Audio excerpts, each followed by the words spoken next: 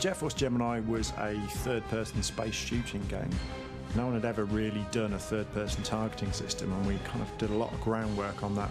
We kind of introduced as well quite early on, though, an adventure element, so it was kind of, if you think of things like Mario 64 and Tomb Raider at the time, that kind of thing, we wanted it to feel like it was this big world still that you could explore in, and you didn't just have to go around shooting everything. So we did a lot of work trying to get the balance right between being able to adventure and being able to feel like you had enough accuracy and enough enjoyment in the shooting to make it feel like a proper fully fledged shooter. I remember Paul Mountain and Martin Wakely huddled over the keyboard. Paul was stripping back all the code that he didn't need from Diddy Kong Racing, and then working with Martin to come up with a nice, tight third-person shooter control scheme. It was also, we wanted it to be challenging, not just to be kind of a very lightweight game. So you had the kind of standard thing where you could play through the game and you'd maybe get to like 40–50% completion and get a kind of reward, if you like, for getting to that point in the game. But there was also all these kind of side challenges, and one of them, probably the most famous one in terms of people who played it, is the one for collecting all the tribals, because that could be quite tricky if you were a bit kind of trigger happy, because you could lose a few in the crossfire. So, it was a lot of fun to make. Everybody who was on there was kind of mad about space games and space films, for that matter. We'd all kind of grown up on this stuff in the 70s, 80s and early 90s. Martin would kind of spec out the designs for how the level should work, but really in terms of the visuals and even down to a lot of the finer details, we had so much fun. I remember early in the project making a trip into Birmingham to go to the big comic shops there, just looking for sci-fi comics and toy catalogues that were full of kind of spaceship toys and robot toys. Visually, we were very influenced by a 1980s cartoon called Battle of the Planets. And the original character models all look like that. We eventually changed the character models, but the original look was very much based on that cartoon series.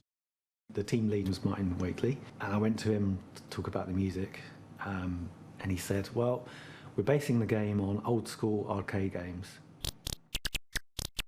and there isn't any music in old school arcade games, so I was a bit stuck to know where to go with. And luckily, Robin Beanland took over and did a very, very good job on music. It was a pretty tight timeline to get the score done for Jet Force. So Martin was kind of just basically whatever you want to do with it. It's, you know, it's up to you. And I decided to sort of go more the sort of John Williams sci-fi orchestral type thing. Get as close to an orchestra as I could do with a small amount of memory and a cartridge. Really, really pleased with that. Really pleased with the theme tune, which is actually an old Conker tune. We had a stadium in 12 Tales and I used that tune and sort of filled it out and, you know, made more of it. So there were some quite off-the-wall things in Jet Force. We had the kind of main game, the kind of cohesive space game, but then we had a bit of fun as well while we were making it. So there were lots of little things that kind of made it into there. One of them was the fish food.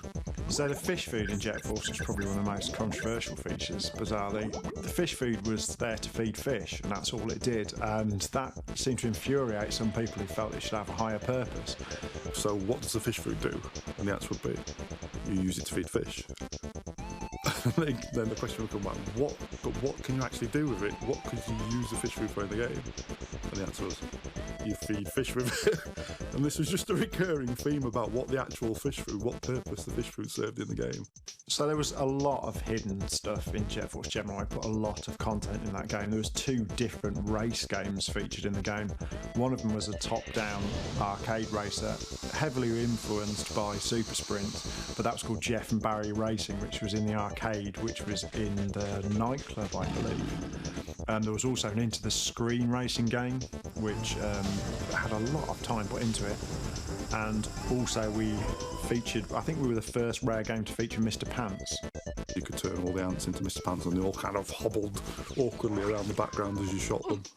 So that was quite fun as well. But we ran into some problems with the age rating because we realised then you could obviously decapitate a man dressed in underwear, which wasn't what we expected to do when we started making the game. So I think a few compromises had to be made on that, and setting Mr. Pants on fire was ditched from the game as well. I do remember on the end of Jet Force, we were desperate to get a lot of stuff in there, so we kept kind of trying to get these features working, and as a result, we probably ended up spending some weeks towards the end where we were doing maybe like 80, 90 hours. I remember driving home some mornings at like 5 o'clock in the morning, going to bed for a few hours and then coming back in about 9.